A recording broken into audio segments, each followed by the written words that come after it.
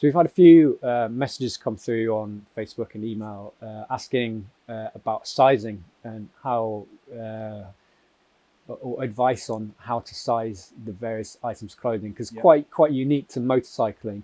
And this idea of layering is that you may choose to have armor in your jacket, you may choose to have armor in an armored shirt underneath everything, and what are the consequences of that, and has the sizing charts that we're using taken that into consideration? So for someone that is sitting there in front of their computer trying to figure out what size to order, I know there's going to be some leeway in this because everyone's got a slightly different body shape, but what's the general principle behind the layering system and the sizing for that? Okay, so that's a really, really good question. The first thing to say is that our sizing is linear, which means that everything jumps in equal increments. So there's no bizarre jump between each size that doesn't make sense. So if you have bought something and you think it's slightly too tight, the next size up will almost certainly overlap in a sensible gap. There are no big gaps between sizes. That's the first thing. In terms of how you fit something to yourself, you should also be aware that each of the sizing charts for each of the garments that you see on the website are not sizing charts that have come from a CAD system on a cutting room floor in a factory. We have physically taken each size of each garment, laid them out on a table and measured them.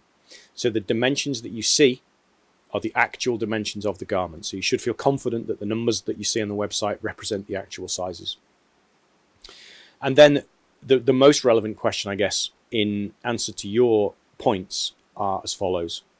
Everything in the Adventure Spec sizing range is designed to be to have the body measured around itself and then sized accordingly. So for instance, if I was to think I'm going to be riding mainly in a base layer and a linesman jacket, and I'm going to put armor into the jacket, I would put on my base layer, I would measure myself,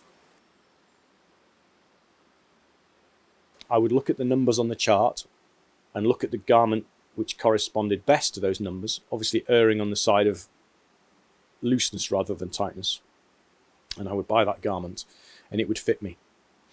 However, if I was to put an armoured base layer on and wear the linesman jacket without armour in, what I should do is I should put my base layer on, I should put on my armour, I should then measure around my armour, because essentially that's made me larger than I would normally be, and I would then look exactly at the measurements around the outside of my armour. I would then look at the chart on the website and I would buy correspondingly to that size. Why do we do this? We do this because we're in the unusual situation where some of our customers will want to put armour in the jacket and some will want to put armour next to their body. So we can't dictate a fixed size for everybody because one size won't fit all. And secondly, whilst we can dictate when it comes to armour what size the armour we are going to put in the linesman jacket will be, what we can't do is guess how big your armour shirt might be. Some are huge, some are small. So the answer is, no matter what size of anything you're buying from our range, put whatever else you're going to put on before you buy it, measure around yourself, and then buy according to that size.